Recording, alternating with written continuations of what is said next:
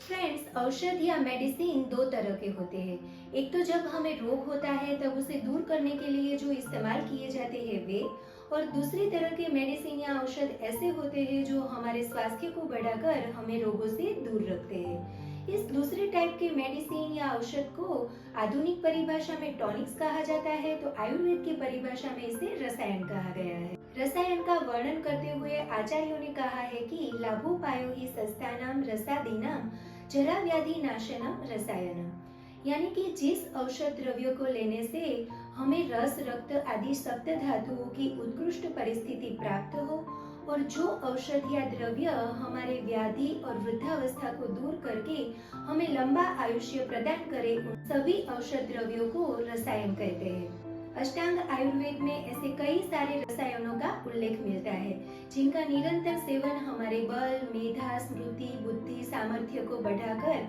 हमें स्वस्थ और दीर्घ आयु प्रदान करते हैं।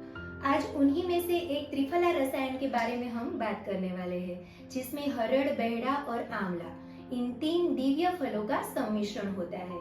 हरितकी, बिभितक और आंवला इन तीन शुष्क फलों को बीज निकालकर जब पाउडर फॉर्म में एक दूसरे के साथ समान मात्रा में सम्मिश्रित किया जाता है, तब उसे त्रिफला चूर्ण कहते हैं। और ऐसे त्रिफला रसायन का निरंतर सेवन हमारे रोग और वृद्धावस्था को दूर करके बल, बुद्धि, मेधा, सामर्थ्य और आयुष्य को बढ़ाता है। तो आइए सबसे पहले जानते हैं मॉडर्न पॉइंट ऑफ व्यू से त्रिफला रसायन को लेने के बेनिफिट्स के बारे में। त्रिफला में पाए जाने वाले पॉलीफेनोल्स हमारे गट में मौजूद बाइफिडोबैक्टीरिया और लैक्टोबैसिलाई जैसे अच्छे बैक्टीरिया की ग्रोथ को बढ़ाते हैं और साथ ही हानिकारक बैक्टीरिया की ग्रोथ को रोकते हैं, जिससे हमारा डाइजेशन और मेटाबॉलिज्म इम्प्रूव होता है और न्यूट्रिएंट्स का एब्जॉर्प्शन जो है वो भी बढ़ता है, जिससे कि शरीर के छोटे से छोटे सेल को अच्छा न्यूट्रिशन मिलने की वजह से उसकी आदर्श परिस्थिति जो है वो बनी रहती है और कब्ज, गैस, टाइफाइड, कॉलेरा जैसे कई सारे रोगों से हमारी रक्षा होती है। दूसरा बेनिफिट देखें तो वो है शुगर कंट्रोल का। त्रिफला में शामिल होने वाले बिभितक में एलिजिक एसिड और गैलिक एसिड की अच्छी मात्रा पाई जाती है, जो ब्लड में शुगर कंट्रोल का काम करते हैं। त्रिफला रसायन में एंटी इंफ्लेमेटरी प्रॉपर्टीज भी पाई जाती है, जो ऑक्सीडेटिव स्ट्रेस और इन्फ्लेमेशन की वजह से शरीर में जो कोलेस्ट्रॉल लेवल का इम्बैलेंस क्रिएट होता है उन्हें रोकते हैं। और इसी वजह से त्रिफला रसायन का निरंतर सेवन हमारी हार्ट डिजीज, स्ट्रोक जैसे रोगों से भी रक्षा करता है। रेगुलर त्रिफला का सेवन करने पर लिवर फंक्शन इंप्रूव होता है, जिससे कि डिटॉक्सिफिकेशन की जो क्रिया होती है उसमें भी हेल्प मिलती है, जो कैंसर, आर्थराइटिस जैसे कई सारे रोगों से हमारी रक्षा करते हैं।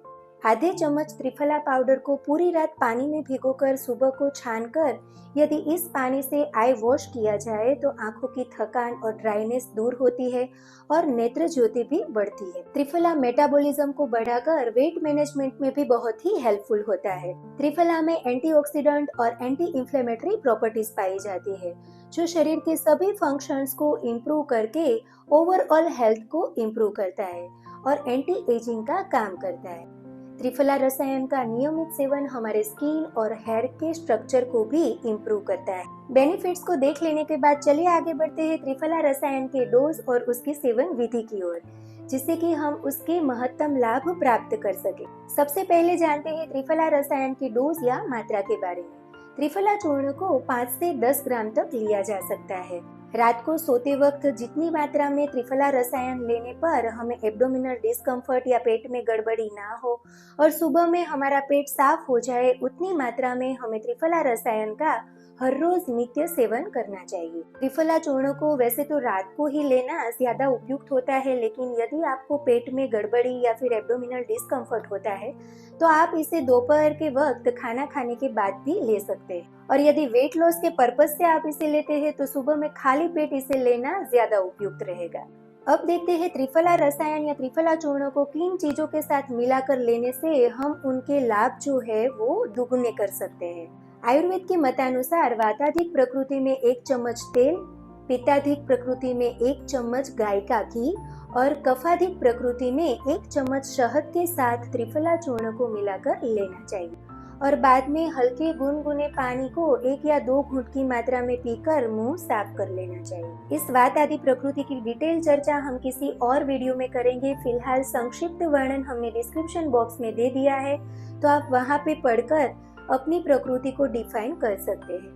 इस त्रिफला रसायन को न केवल इंटरनली बट एक्सटर्नली भी यूज किया जाता है।